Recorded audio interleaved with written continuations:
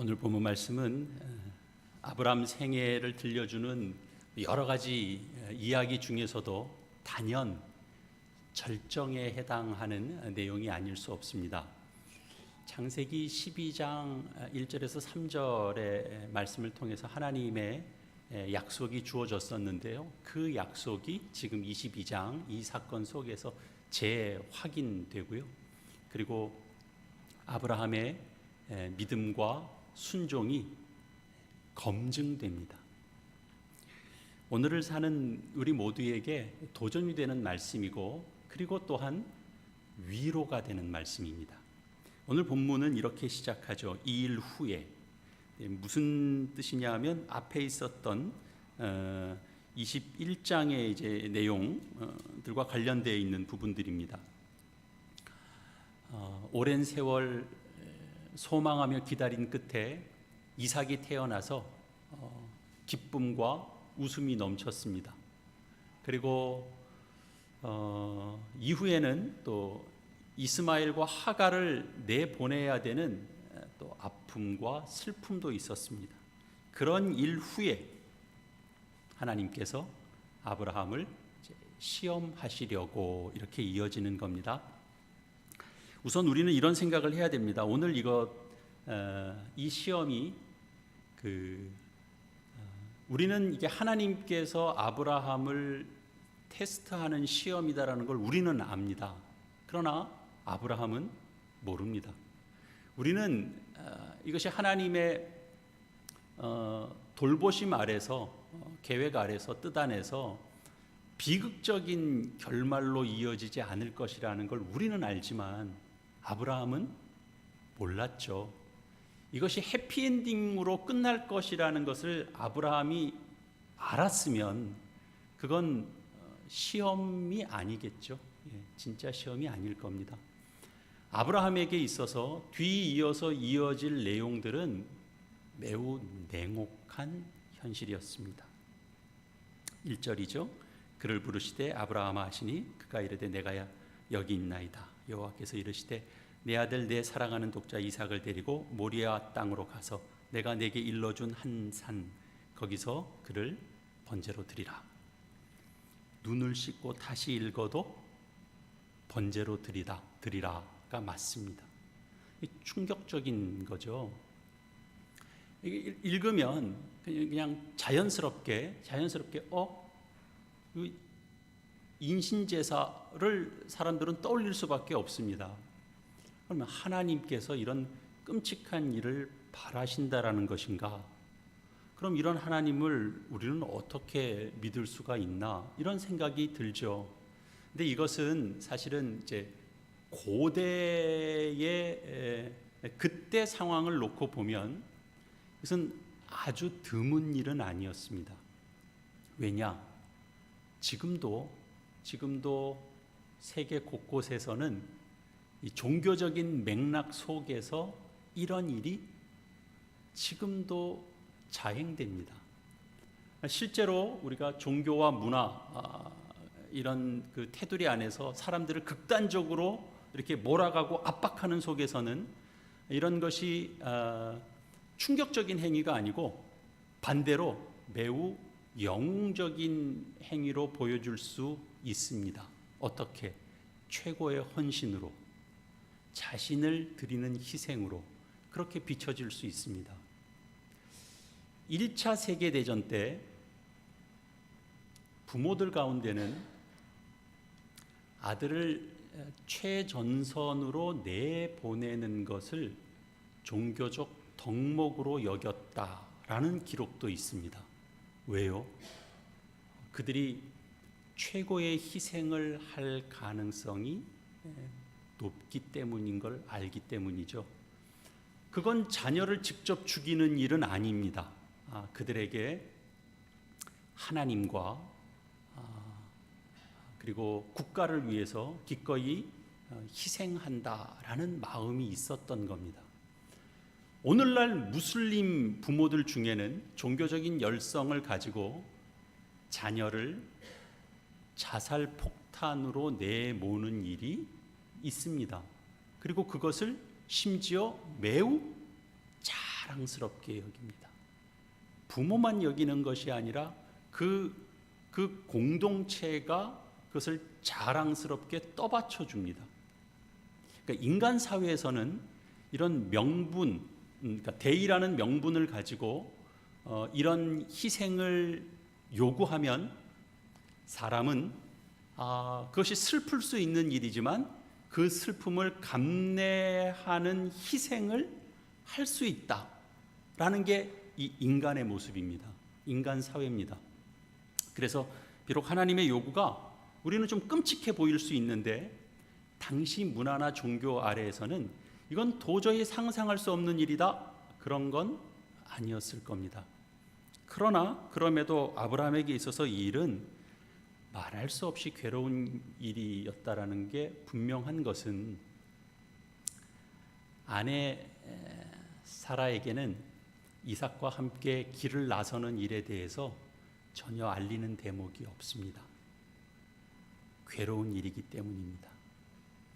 그뿐 아니라 아브라함 안에서는 이 아들을 번제로 드린다라고 하는 것이 그를 통해서 하나님께서 온 세상이 복을 얻을 것이라고 하는 하나님의 약속이 있었는데 그 약속이 파기되는 것을 뜻하는 것이기 때문에 아브라함의 입장에서는 사실은 상상할 수 없을 정도로 괴로운 일입니다. 칼빈은 이 대목을 이렇게 표현했는데요. 그것은 마치 아브라함에게 구원의 헌장을 그저 한쪽으로 치워 놓으라고 하는 것이 아니라 갈기갈기 찢어 불태워 버리라고 요구하는 것이나 다름없었다. 이렇게 해설을 달고 있습니다. 이것은 말씀에 있는 그대로 하나님을 향한 아브라함의 믿음과 순종을 확인하려고 하는 시험입니다만 매우 오싹한 시험이죠. 아브라함은 길을 나서지 않을 수도 있었지만 성경은 이렇게 이어집니다. 3절이죠. 아브라함이 아침에 일찍이 일어나 나귀의 안장을 지우고 그의 두 종과 그의 아들 이삭을 데리고 번제에 쓸 나무를 쪼개어 가지고 떠나 하나님이 자기에게 일러주신 곳으로 가더니. 그러니까 아브라함은 이렇게 두 번 생각할 틈을 가지지 않고 이내 순종했습니다. 그리고 제3일에 아브라함이 눈을 들어 그곳을 멀리 바라본지라 이에 아브라함이 종들에게 이르되 너희는 나귀와 함께 여기서 기다리라. 내가 아이와 함께 저기 가서 예배하고 우리가 너희에게로 돌아오리라 하고. 이 대목에서 좀 질문이 생기죠. 아브라함은 왜 우리가 너희에게로 돌아오리라 이렇게 말했을까요? 이걸 처음부터 다 밝히면 종들이 나서서 주인께서 이러시면 안 됩니다. 이렇게 말릴 수도 있으니까 이렇게 둘러댄 것일 수도 있겠고, 아니면 정말 마지막 순간까지도 어떤 희망을 가지고 있었다 이렇게도 볼 수 있을 것입니다. 그러나 본문에는 아무 설명이 없습니다. 그냥 우리에게는 궁금증만 남겨놓고 있습니다. 무슨 의미로 이런 말을 했을까? 아브라함이 이에 번제 나무를 가져다가 그의 아들 이삭에게 지우고 자기는 불과 칼을 손에 들고 두 사람이 동행하더니, 이 마지막 문구 두 사람이 동행하더니 이 표현이 8절에도 사실 한 번 더 나오는 셈입니다. 두 사람이 함께 나아가서, 두 사람이 동행하더니, 두 사람이 함께 나아가. 그러니까 우리는 이 두 사람의 모습을 이렇게 그려보지 않을 수 없습니다. 늙은 아버지 그리고 건장한 아들, 뒷모습입니다. 근데 그게 결코 신나는 걸음일 수는 없다라는 게 너무 자명하죠. 아무 말이 없었을 겁니다. 이삭은 당혹스럽고 또 우리가 초조한 만큼이나 아브라함도 고통스러웠을 것이 당연하죠. 이어지는 이제 7절 내용 보면 이삭이 그 아버지 아브라함에게 말하여 이르되 내 아버지여 하니 그가 이르되 내 아들아 내가 여기 있노라. 이삭이 이르되 불과나무는 있거니와 번제할 어린 양은 어디 있나이까. 이삭은 나무를 지고 가면서 아버지 손에 들려 있는 이 이 불을 받습니다. 불과 칼을 받습니다. 하지만 어린 양은 보이지 않았습니다. 이삭은 사실은 이 가슴을 후벼 파는 질문을 한 거죠. 그래서 이제 결국은 그 아무 말 없는 침묵이 깨지게 됩니다. 이삭이 던지는 질문은 정말 그 순수한 질문이었을까요? 아니면 좀 다가오는 공포감 같은 것을 느껴서 그 낌새를 알아채고 한 질문일까요? 역시 성경은 별다른 언급이 없습니다. 그냥 이삭은 무슨 생각을 하면서 이런 질문을 던졌을까? 우리로 하여금 이렇게 질문하게 합니다. 그러나 이제 이번에는 주목할 대목이 있는데 이제 우리를 깜짝 놀라게 하는 아브라함의 대답이 이어집니다. 그것이 8절이죠. 아브라함이 이르되 내 아들아 번제할 어린 양은 하나님이 자기를 위하여 친히 준비하시리라 하고, 특별해 보이는 답변이죠. 어떻게 이런 답변을 할 수 있을까? 그러나 여전히 우리는 이 아브라함이 한 이 말이 무슨 의미를 담고 한 말일까는 사실은 짐작하기가 쉽지는 않습니다. 아브라함 자신도 잘 모르고 한 말일 수도 있겠고, 이삭에게 하는 말이니만큼 그런 말처럼 또 하나님께 기도로 간절한 소망을 내비친 말일 수도 있고, 일종의 예언처럼 튀어나온 말일 수도 있고, 아니면 아직은 아브라함도 다 이해하지는 못했지만 이 마음의 소망을 담아서, 우리 왜 그런 거 있죠? 답은 해줘야 될 것 같고 아직은 나한테 다 이렇게 항복된 말은 아니면 좀 이를 악물고 말은 하는 말 있잖아요. 그런 말처럼 한 말일까, 이런 생각도 들고요. 이삭은 어땠을까요? 이삭은 아버지가 한 이 대답을 어떻게 이해했을까요? 우리는 정확하게 알 수는 없습니다. 다만 우리가 알 수 있는 것은 이삭은 어쨌든 이 상황이 어떻게 됐는지를 그가 다 파악한 건 아니지만 그가 도망치지 않았다라는 겁니다. 아버지보다 더 튼튼한 다리를 가지고 있는 이삭입니다. 얼마든지 거부하고 제 길로 갈 수도 있습니다. 도망칠 수도 있는데 이삭이 도망치지 않았다라는 거죠. 대신에 성경은 이제 이렇게 기록하고 있습니다. 아까 본 말씀처럼 8절에 두 사람이 함께 나아가서, 그리고 이제 섬뜩한 순간을 맞는 거죠. 9절 10절 말씀입니다. 하나님이 그에게 일러주신 곳에 이른지라 이에 아브라함이 그곳에 제단을 쌓고 나무를 버려놓고 그의 아들 이삭을 결박하여 제단 나무 위에 놓고 손을 내밀어 칼을 잡고 그 아들을 잡으려 하니. 이 준비 과정은 짧지는 않았을 겁니다. 이 100세가 넘은 이 노인이 이제 돌덩어리를 날라다가 임시로라도 이 제단을 쌓고 또 이삭이 또 지켜보고 그 다음에 제단 위에 나무들을 벌려놓고 이런 과정들이 있었을 테니까요. 그리고 이제 아브라함이 이삭을 바라봤을 거 아닙니까? 그런 표정들이 오갈 때 어떤 표정이었을까? 근데 아들 이삭을 결박하여입니다. 결박했습니다.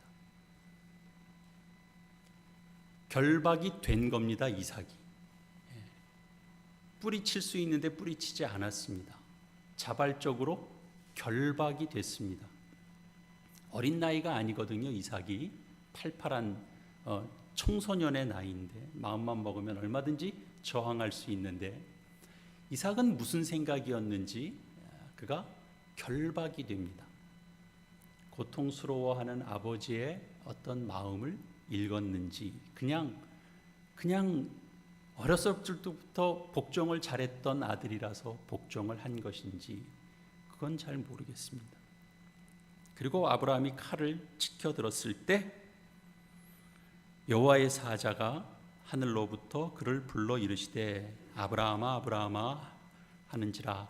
아브라함이 이르되 내가 여기 있나이다 하매 사자가 이르시되 그 아이에게 내 손을 대지 말라, 그에게 아무 일도 하지 말라.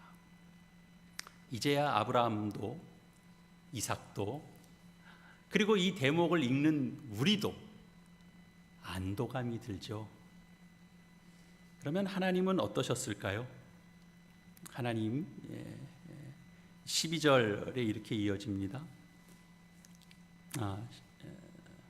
12절 하반절이죠. 내가 내 아들 내 독자까지도 내게 아끼지 아니하였으니 내가 이제야 내가 하나님을 경외하는 줄을 아노라. 여기 이제 내가 이제야 아노라 이렇게 되어 있습니다. 하나님은 하나님께서 시작하신 그 시험의 결과를 이제 알게 되셨습니다. 아브라함이 참으로 하나님을 경외한다라는 것이었습니다. 여러분, 이게 무슨 뜻일까요? 많은 의미를 내포하고 있는 이 표현이 사실은 성경에선 굉장히 넓은 의미로 쓰입니다. 여기서 아브라함이 자신의 삶에서 가장 중요한 것을 내려놓을 만큼 하나님과의 관계에서 그가 그 하나님을 신뢰하고 그분께 순종하는 일에 그가 더없이 진심이었다라는 것을 여기 담고 있습니다. 그러나 동시에 이 이야기에는 하나님도 무언가를 알기 위해서 아브라함을 한계 상황까지 내몰면서 그를 시험할 만큼 하나님도 아브라함에게 그에게 진심이었다라는 걸 놓쳐서는 안 됩니다. 여기서 하나님은 그냥 모든 것을 아시는 분 아니야? 이런 질문을 던지는 것은 이 이야기의 핵심을 놓치는 겁니다.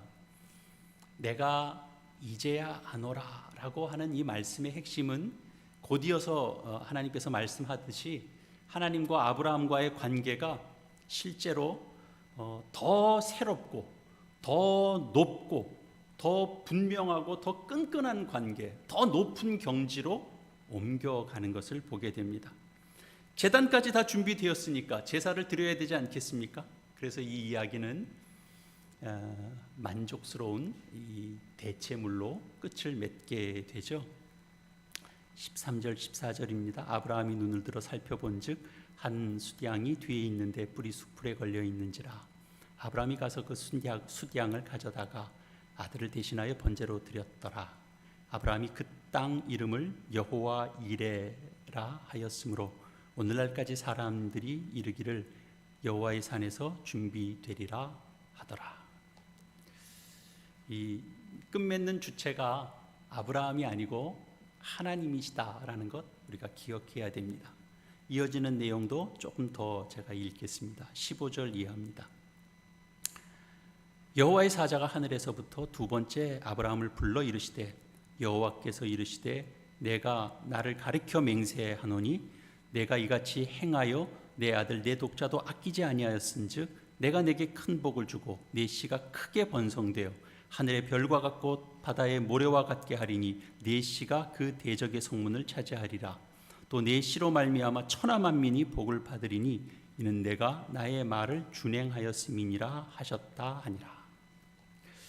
이렇게 해서 서두에 말씀드린 것처럼 창세기 12장 1절에서 3절에 이 아브라함에게 주셨던 그 첫 번째 약속이 극적으로 재확인되는데 훨씬 더 그 강조가 더 강해집니다.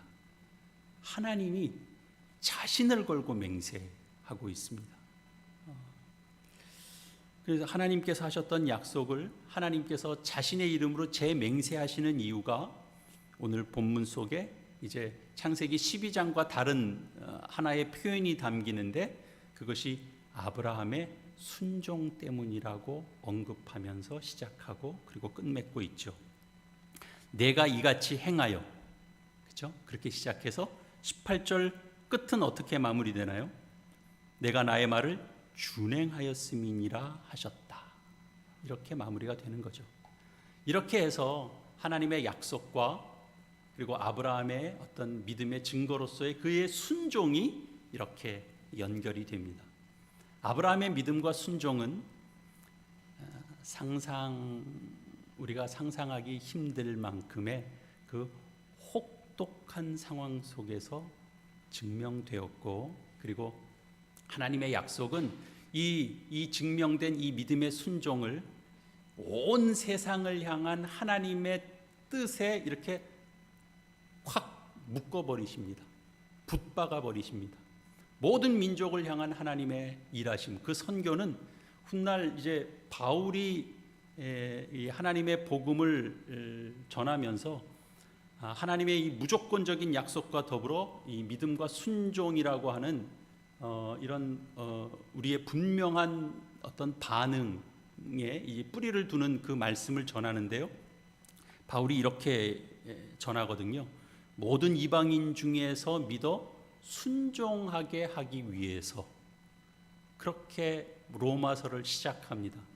그렇게 단언합니다. 모든 이방인들 중에서 믿어 순종하게 하려고 하나님의 복음이 있는 겁니다.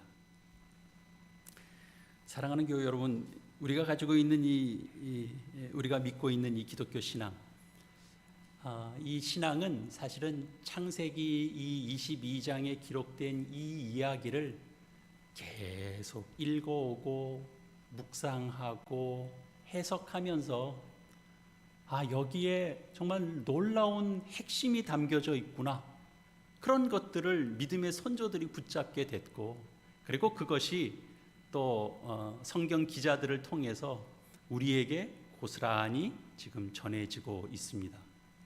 그러니까 자신의 외아들을 희생하시는 성부의 자발적인 의지, 그리고 그 아버지 뜻에 순종해서 자신을 제물로 드리는 성자 하나님의 자발적인 의지, 이런 것들을 읽어내기 시작했습니다.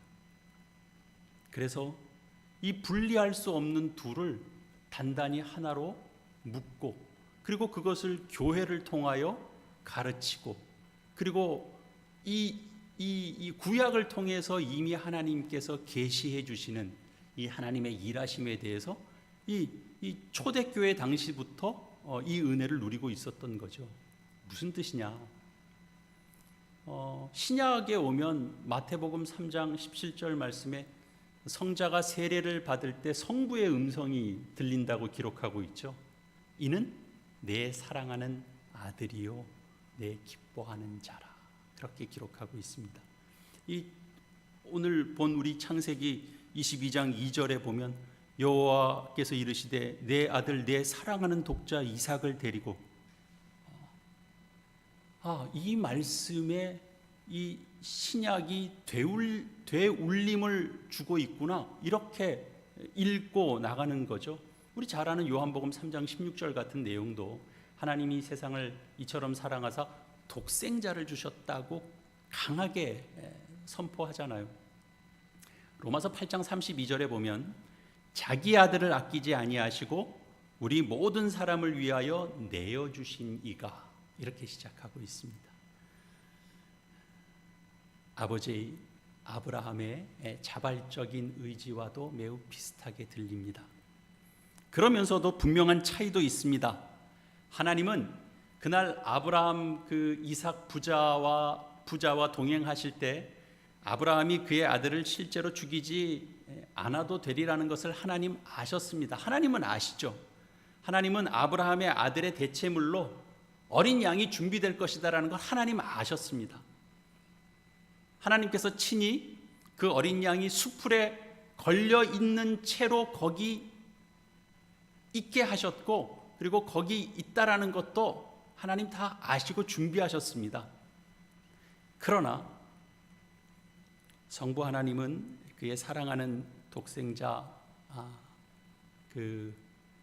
예수 그리스도가 갈보리 언덕을 걸으실 때 그 마지막 순간에 형 집행이 정지되는 반전 같은 것은 준비하지 않으셨습니다. 예수님의 대체물이 준비되지 않을 것이라는 걸 하나님 아셨기 때문입니다. 오히려 하나님은 예수님을 우리들을 위한 대체물로 기꺼이 내어놓으셨습니다. 이상하게도 이 아브라함의 말처럼 하나님은 번제할 어린 양, 바로 자신의 독생자를 친히 준비하셨던 겁니다. 이것이 성자의 순종이 지불한 값이고, 그리고 이 성부의 사랑이 이 지불한 값입니다. 제가 언젠가 이 친구들과 함께 우리 강에서 래프팅을 좀 한 적이 있습니다. 이 인솔자가 몇 가지 주의사항을 주더라고요. 계곡물이 이렇게 이 보트를 칠 때 절대적으로 주의해야 될 것은 이 보트 사이드에 다 앉거든요. 중앙에 앉지 않고 사이드에 걸쳐 앉아서 몸을 바깥쪽으로 젖혀야 되는 겁니다. 그래서 보트가 뒤집히지 않도록 해야 되는 거예요. 근데 사람이 몸을 뒤로 젖히려면 뭔가 고정이 되어야 되는 게 있잖아요. 그러니까 보트에 보니까 바닥에 발을 낄 수 있는 뭐라 그래야 돼요? 끈 같은 게 있더라고요. 그래서 발목 있는 데까지 꽉 끼워서 발등을 딱 세우고 발이 절대로 안 빠지게 하고 이 보트에 걸터 있는 채로 몸을 뒤로 젖혀야 되는 거예요. 그러면 보트의 크기가 훨씬 더 커지는 이 무게 효과가 나잖아요. 그래서 배가 쉽게 뒤집어지지 않는 거였어요. 그 주의사항을 굉장히 주더라고요. 발을 고정시켜서 몸을 제쳐라, 두려워하지 말고. 첫 번째 코스가 벌써 난 코스였는데 딱 계곡물이 이렇게 낙차가 생기면서 떨어졌는데 바로 막 보트가 뭐 이렇게 충격을 받고 튕기고 그러니까 정신이 하나도 없더라고요. 그 바람에 이제 보트가 요동치니까 제일 먼저 그냥 몸이 튕겨져 나가면서 저는 나중에 약간 정신을 조금 차려보니까 보트 한가운데 있더라고요. 다른 사람들은 막 소리 지르고 야 뭐 버텨 뭐 지켜 막 이러고 있는데 뭐 위기감도 좀 있었는데 다행스럽게 그냥 그 코스를 잘 통과하고 나왔어요. 그리고 나서 이제 저와 한 사람이 더 있었거든요. 그 튕겨나간 사람들이. 이제 볼멘 소리를 다 들었죠. 저희 두 사람이 이제 다 욕을 먹었습니다. 전부 다 한마디씩 다 이렇게 했어요. 자기가 살겠다고 발을 빼? 야, 너 목사 원래 그랬어? 너 하나 살겠다고 발을 빼면 난 버티는 사람은 난 뭐야? 뭐 이런. 근데 사실 튕겨져 나가니까 전 정신이 없더라고요. 사랑하는 교회 여러분,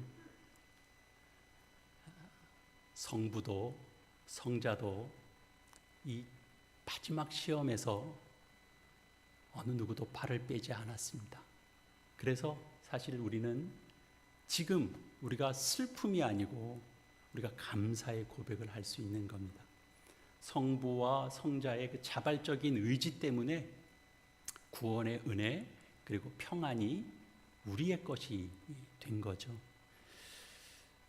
사도 바울은 갈라디아서 1장 3절과 5절에서 이렇게 증언합니다. 우리 하나님 아버지와 주 예수 그리스도로부터 은혜와 평강이 있기를 원하노라. 그리스도께서 하나님 곧 우리 아버지의 뜻을 따라 이 악한 세대에서 우리를 건지시려고 우리 죄를 대속하기 위하여 자기 몸을 주셨으니 영광이 그에게 세세토록 있을지어다. 아멘. 아브라함은 믿음과 순종의 행위를 보였습니다. 하나님은 그에게 처음 주신 그 약속을 또한 실제로 지키셨습니다. 아버지께서 사랑을 주셨고 그리고 아들이 또 그 자신이 되어서 또 순종하셨기 때문에 모든 민족이 복을 받고 그리고 영원히 복을 받을 것입니다. 이 이야기가 아브라함의 후손으로서 또 우리가 그 믿음의 상속자인 우리에게 무엇을 말씀하고 있는가? 히브리서 11장에서는 이 아브라함의 믿음을 증거하는 말씀이 있습니다. 제가 읽어드리겠습니다. 11장 17절에서 19절 말씀입니다. 아브라함은 시험을 받을 때 믿음으로 이삭을 드렸으니 그는 약속을 받은 자로 돼 그 외아들을 드렸느니라. 그에게 이미 말씀하시기를 내 자손이라 칭할 자는 이삭으로 말미암으리라 하셨으니 그가 하나님이 능히 이삭을 죽은 자 가운데서 다시 살리실 줄로 생각한지라. 비유컨대 그를 죽은 자 가운데서 도로 받은 것이니라. 그러니까 죽음 앞에서도 아들이 자신의 손에 죽기 직전인데도 아브라함은 하나님의 능력과 그리고 그 약속, 그분이 살리실 것이다 라는 것을 믿었다라고 신약이 우리에게 말씀해 주고 있습니다. 이처럼 자신의 믿음이 정말 무섭게 시험받는 중에, 간단한 시험이 아니죠, 무섭게 시험받는 중에 아브라함은 하나님의 약속이 어떻게든 지켜지리라 이렇게 그가 믿고 있었던 거죠. 그리고 이 야고보서에 보면 아브라함의 순종을 뒷받침하는 증거가 이렇게 말씀되어지고 있습니다. 야고보서 2장 21절과 24절 말씀 제가 읽겠습니다. 우리 조상 아브라함이 그 아들 이삭을 제단에 바칠 때에 행함으로 의롭다 하심을 얻은 것이 아니냐? 내가 보거니와 믿음이 그의 행함과 함께 일하고 행함으로 믿음이 온전하게 되었느니라.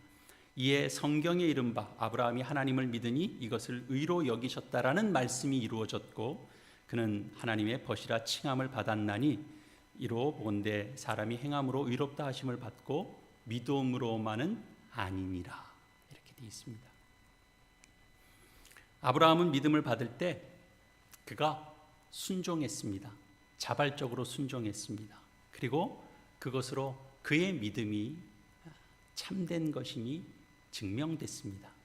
행함이 없는 믿음, 실천이 부족한 믿음, 우리는 그것을 흔히 약한 것, 미숙한 것이라고 우리는 이야기하곤 합니다. 그러나 야고보서의 말씀을 근거해서 보면 조금 정신 차려집니다. 야고보서는 행함이 없는 믿음이 좀 연약한 믿음이고 미숙한 믿음이라고 얘기하지 않고 죽은 믿음이라 그렇게 말씀합니다.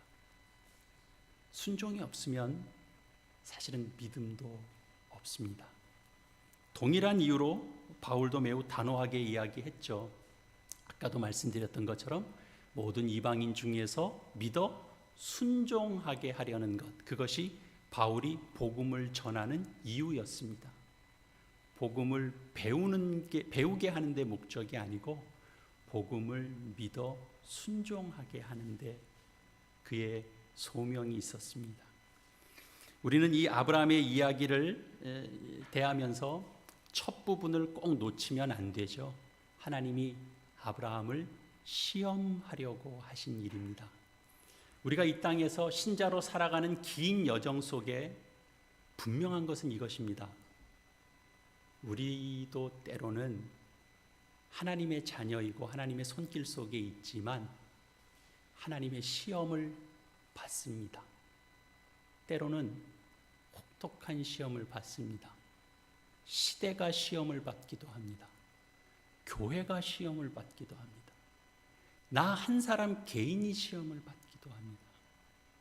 그래서 예수님께서 가르쳐 주신 기도 가운데 여러 가지 구하라고 하시면서도 그 중에 하나가 우리가 시험 들게 하지 마시옵고 그런 기도 가르쳐 주셨죠. 그 기도는 예수님께서 광야에서 시험 받았던 그런 시험입니다. 그건 우리가 자발적으로 원하지 않는 시험입니다. 하지만 시험이 닥칠 때 실제로 어려움이 찾아올 때는 우리의 믿음과 우리의 어떤 순종이 집중 포화를 받을 때는 우리는 어떻게 해야 되나요? 그럴 때 우리는 굳게 서서 인내할 수 있도록 우리를 독려하는 말씀들을 우리는 만나야 됩니다. 하나님이 그 말씀으로 우리를 위로하시고 우리에게 힘을 주시기 때문입니다. 그래서 우리는 말씀이 이 아브라함 사건에 대해서 되울림을 해주듯이 우리도 우리의 삶 속에서 우리의 삶의 현장에서 이 말씀 때문에 우리가 고백하고 간증하고 하나님 앞에 되울림하는 겁니다.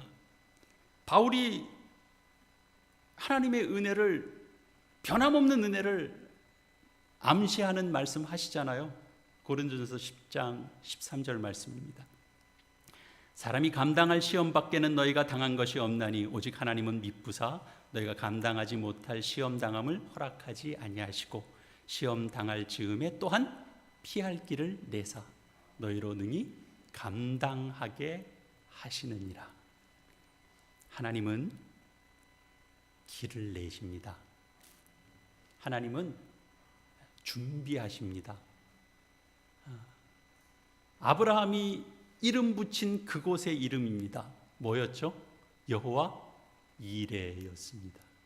준비하시는 하나님, 길을 내시는 하나님입니다. 바울도 거기서 힘을 얻었던 겁니다. 사랑하는 교회 여러분, 우리가 살펴본 이 이야기의 절정은 단지 어린 양이 대체물로 주어졌다, 이삭이 목숨을 건졌다, 아브라함이 믿음의 시험을 통과했다, 그 정도가 아닙니다. 하나님께서 친히 하신 말씀에 있습니다. 다시 말해서 아브라함이 하나님의 약속에 보인 그 순종하는 믿음을 통해서 하나님께서 세상 모든 민족에게 내가 복을 주리라 라고 하신 그 약속을 실제로 하나님께서 지키신다라는 것입니다. 그것이 가장 중요합니다. 사랑하는 교회 여러분, 우리도 거기까지 가야 됩니다. 우리가 인내하고 하나님을 신뢰하고 그리고 우리가 순종하는 이유와 동기는 단지 내가 복받기 위해서는 아닙니다. 물론 내가 복을 받죠. 우리가 복을 받을 뿐 아니라 나를 인하여, 우리를 인하여 세상이 복을 얻게 하기 위해서입니다. 여러분, 이것이 아브라함의 이야기가 우리를 통하여 또 한 번 되울림되어야 되는 중요한 부분입니다. 아브라함과 그 자손이 복을 받는 것, 그것으로 끝나는 것이 아니라 그들을 통하여 여러 민족이 복을 받듯이, 여러분, 우리가 열심히 살되 우리가 반드시 신앙 안에서 살아야 되고, 우리가 열심히 살되 우리가 신앙을 지키며 열심히 살아야 되는 이유가 뭡니까? 우리가 믿음으로 살아내야 되는 동기가 뭡니까? 내가 복받기 위해서가 아니고 내가 복이 되어야 되는 겁니다. 내가 복이 되어야 내 주위가 복을 얻습니다. 설교를 딱 마침표를 찍으려고 하는데 그 뜻밖의 찬송가 하나가 좀 떠올라가지고 아침에 급하게 우리 좀 반주 좀 해줘야 되겠다고 아침에 나와가지고 얘기했어요. 우리 말씀 기억하면서 이 말씀에 우리가 화음을 이루는 우리의 삶이 되기 위하여 하나님 앞에 또 결단하고 결신하는 우리 화음의 기도 함께 드리시겠습니다. 기도하시겠습니다. 하나님 아버지, 아브라함의 이야기가 오늘 저희들에게도 도전이 되고 그리고 위로가 됩니다. 아브라함과 이삭의 동행을 기억합니다. 아브라함에게 있어서 일생일대의 시험이 아닐 수 없다라는 것 저희가 너무 잘 압니다. 그러나 아브라함의 믿음을 봅니다. 아브라함의 순종을 봅니다. 주님, 이삭의 순종을 봅니다. 하나님의 개입을 보고 또 하나님의 그 약속의 더 큰 재확인도 보게 됩니다. 저희가 이 말씀 읽으면서 자연스럽게 성부 하나님과 성자 하나님의 그 자발적인 의지와 순종을 묵상하게 된 그런 믿음의 선배들이 있었다라는 것 또 함께 기억합니다. 저희를 사랑하시는 주님, 저희의 신앙 인생에 다양한 시험을 만나게 될 때 저희는 얼마나 발 뺄 생각부터 먼저 하는지 모릅니다. 주님, 저희는 얼마나 연약한 존재인지 모릅니다. 주님, 저희의 삶에 시험이 닥칠 때 아브라함의 이야기를 기억하게 하여 주시옵소서. 저희의 믿음과 순종이 집중 포화를 맞을 때 되울림이 됐던 주의 말씀 붙들고 저희의 삶이 또한 되울림이 되는 삶이 될 수 있도록, 그런 삶을 살 수 있도록 주님 인도하여 주시옵소서. 저희의 순종으로 저희가 복이 되게 하시고 저희를 통하여 세상이 복을 얻게 하여 주시옵소서. 저희가 세상을 품때 주님의 시선을 가지고 복된 존재가 되게 하여 주시옵소서. 주님, 저희 교회가 이 땅에서 복이 되게 하여 주시옵소서. 혼돈의 시간을 지나면서 더 단단해질 수 있도록 인도하여 주시옵소서. 주님, 이 땅의 모든 교회가 이 시대의 이 시험을 이기게 하여 주시옵소서. 준비하시는 하나님, 길을 내시는 하나님을 세상에 증거하며 나가는 이 땅의 모든 하나님의 교회가 되게 축복하여 주시옵소서. 예수님의 이름으로 기도합니다. 아멘.